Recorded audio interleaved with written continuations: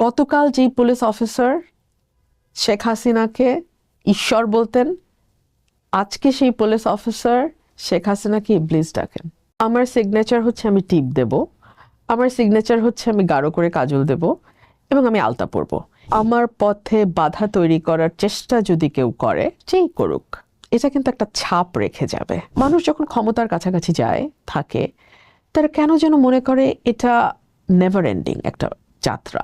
এইরকম দুটো ফোর্স যখন মাঠে ক্রিয়াশীল হবে, এখনো হয় নাই, তখন অবভিয়াসলি সরকারের জন্য একটা বিপদ তৈরি হবে। পরাশক্তি এবং রাষ্ট্রীয় বাহিনী কখনো কারো আপন হয় না। আওয়ামী লীগ কি সামনের দিনে মাঠে আসার বা রাজনীতির সুযোগ বড় হচ্ছে বলে মনে করেন? জামাতকে তো নিষিদ্ধ করা হয়েছিল, বা জামাতকে সবচেয়ে বেশি সক্রিয় দেখা গেছে নিষিদ্ধর পরেই। আপনি পুরো সংসদটা ব্যবসায়ী দিয়ে ভরিয়ে ফেলেন, প্রতিটি পেশার তো একটা চরিত্র থাকে। একটা উপনির্বাচন কিছুই না, একটু বয়স বাড়ানো তেমন কিছু না, এই 10টা ট্রাক অস্ত্র এমন কিছু না, এই একটা বোমা গ্রেনেড হামলা এমন কিছু না না না না নাই, কিন্তু ভয়াবহ পরিণতি ডেকে এনেছিল।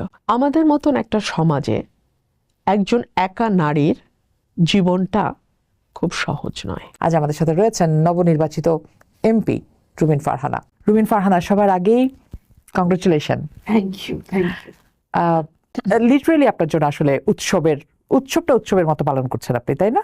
আলহামদুলিল্লাহ, আলহামদুলিল্লাহ। আমার স্বপ্ন, আমার চ্যালেঞ্জ, মানুষের ভালোবাসা সবকিছু মিলিয়ে একটা অদ্ভুত অনুভূতি। সেক্ষেত্রে একটু জানতে চাই আপনার কাছে যে ঈদের সময় রাজনীতিবিদ রুমিন ফারহানা ঠিক কোন রাজনীতি করেন? এটাকে আপনি রাজনীতিও বলতে পারেন, এটাকে আপনি দায়িত্ব বলতে পারেন, দায়বদ্ধতা বলতে পারেন, ভালোবাসা বলতে পারেন। আমি তো সবসময় বলে যে আমার নেতা কর্মীরা হচ্ছে আমার পরিবার, আমার পরিবারের সদস্য, আমি তো অসম্ভব ভালোবাসি। সো দেখা গেছে যে বারবার তারা চাইছে আমার সঙ্গে ইফতার করতে, এবং এটাই স্বাভাবিক। সো আমি তাদের তারিখ দিচ্ছি, পারছি না, আবার দিচ্ছি, আবার পারছি না, এইরকম নানান গোলমালে তারপরেও ঠিক আছে আমি পেরেছিলাম ইফতারের 3টা দিন 3 উপজেলায় সময় দিতে। এবং এরপরে ঈদের পরপরই আমি চলে যাচ্ছি আমার এলাকায়। সো তখন আবার হচ্ছে আমার ঢাকার পরিবার আর আমার এলাকার পরিবার, সো দুটো পরিবার, দুটো ঈদ, আমার কাছে এরকম মনে হয়। রুমিন ফারহানা নিজের জন্য সময় পায় ঈদের সময়? আমার নিজের জন্য বলতে নিজের সাথে আর কি, ওরাই তো আমার জীবন, আমার তো নিজস্ব। আচ্ছা, তাহলে একটু ব্যক্তি রুমিন ফারহানার কথা শুনি, যেহেতু ঈদ চলেই আসলো। কারণ আপনাকে আমি সবসময় দেখি যে রাজনীতিবিদ কোনো নারী, তিনি সবসময় এক ধরনের অন্যের চাপানো সাজে প্রস্তুত হন। আমরা এবারের নির্বাচনও দেখলাম, হঠাৎ করে যিনি আসলে কখনোই ঘোমটা দিতেন না, তাকে দেখলাম বড় ঘোমটা পড়তে। আপনাকে এবং তাসনিম জারাকে আমি সম্ভবত দেখলাম যে সেদিকে আসলে আমার একটু ঘোমটা ছিল, সেটা ব্যাখ্যা দেব। একটু ছিল, হ্যাঁ, কিন্তু ওই অর্থে একদম আমূল 360 ডিগ্রি মানে বদলে ফেলার ব্যাপারটা দেখা যায় নাই। সো তখন আবার অনেকের একটু আগ্রহ আছে আপনার সাজ পোশাক নিয়ে, আপনার টিপ পরা, আমি যতদূর জানি আপনি আলতা পরেন প্রতিদিন। সেইটা একটু জানতে চাই যে এই যে রাজনীতিবিদ, সব মানুষের ইচ্ছার মতো আসলে তাকে সাজতে হয়, তাকে তৈরি হতে হয়, সেখানেও নিজের ইচ্ছাগুলো কিভাবে বজায় রাখেন? দেখুন, প্রত্যেকটা মানুষের, এবং আপনি খুব গাঢ় করে কাজল পরেন অনেক সমালোচনা সত্ত্বেও, প্রত্যেকটা মানুষের ব্যক্তি স্বাতন্ত্র্য থাকে। যাদের থাকে না তাদেরটা দুঃখজনক। আমার সিগনেচার হচ্ছে আমি শাড়ি পরব, আমার সিগনেচার হচ্ছে আমি টিপ দেব, আমার সিগনেচার হচ্ছে আমি গাঢ় করে কাজল দেব এবং আমি আলতা পরব। এর বাইরে আপনারা যারা আমাকে খুব কাছে থেকে দেখেন, আপনারা জানেন যে আমি আর কিছুই ব্যবহার করি না। আর কানে সাধারণত রূপার কোনো দুল থাকে আমার, এইটুকুই। এর বাইরে আমার আসলে কোনো সাজ থাকে না কখনো। সো এইবার যেটা হয়েছে ইলেকশনের আগে আগে, আমি তো সবসময় টিপ দেই, আমি বলেছি, এটা শেয়ারও করেছি। কিন্তু আমার আলতা পরাটা নিয়ে খুবই মানে জানার খুব ইচ্ছা যে প্রতিদিন কিভাবে আপনি এখনো, মানে এই সময়ের একটা মেয়ে প্রতিদিন আলতা পড়ছে কেন? হ্যাঁ হ্যাঁ, আমি আমাদের পুরনো আমলে আমরা বলতাম না যে আলতা স্নো দিয়ে বের হয় বাঙালি মেয়ে, এটাই ওদের, এটুকুই সাজ ওদের, আলতা স্নো কাজল। আমি এক্স্যাক্টলি আমার জীবন আচরণে ওটা থাকে। আমার স্নো বলতে হয়তো পন্স বা এরকম কোনো একটা ক্রিম দেই, আমার কোনো ওরকম কোনো বিশেষ ব্র্যান্ডের প্রতি থাকে না, যেটা সামনে যখন থাকে একটা ক্রিম দেই। কাজলেরও কোনো ব্র্যান্ড নাই আমার, সস্তা কাজল যখন যা পাই সব লাগাই। আমার কাজলের দাম 150 থেকে 200, এর বেশি টাকা দিয়ে আমি কখনো কাজল কেউ কিনি না। বিশ্বাস করবে না। মানে এটা সত্য, আমার শাড়ির দাম ভালো কিন্তু আমার কাজলের দাম 150 থেকে 200।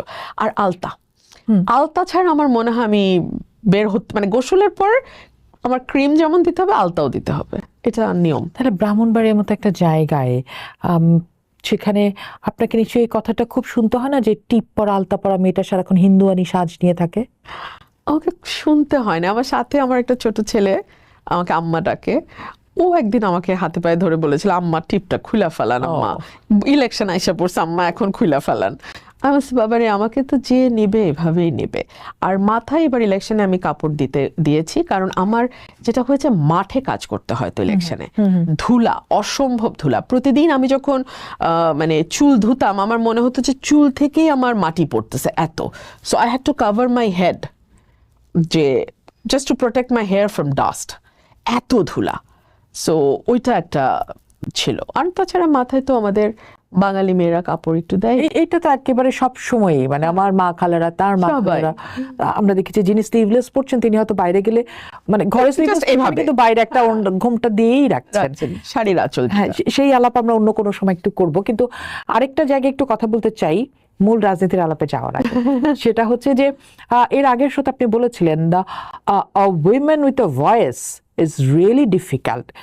So Rumin Farhana, how difficult that journey was on election time? কিছু তো আপনারা মিডিয়াতে দেখেইছেন how difficult it was. এরপরেও আমরা কিছু ঘটনা দেখলাম। It's yes. It's a new journey. আমি আশা করব যে আমার পথকে কঠিন করা বা আমার পথে বাধা তৈরি করার চেষ্টা যদি কেউ করে, যেই করুক, এটা কিন্তু একটা ছাপ রেখে যাবে। মানে যেমন আমি দুটো উদাহরণ দিই। মাগুরার উপনির্বাচনের ছাপ, এটা কিন্তু বিএনপিকে তাড়া করে বেরিয়েছে অনেক বছর। যেমন ধরুন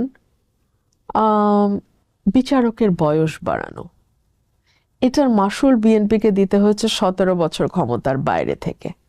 আপাত দৃষ্টিতে মনে হচ্ছে কিছু না, এমন কিছুই না, জাস্ট অ্যান উপনির্বাচন, জাস্ট a বয়স বাড়ানোর সিদ্ধান্ত।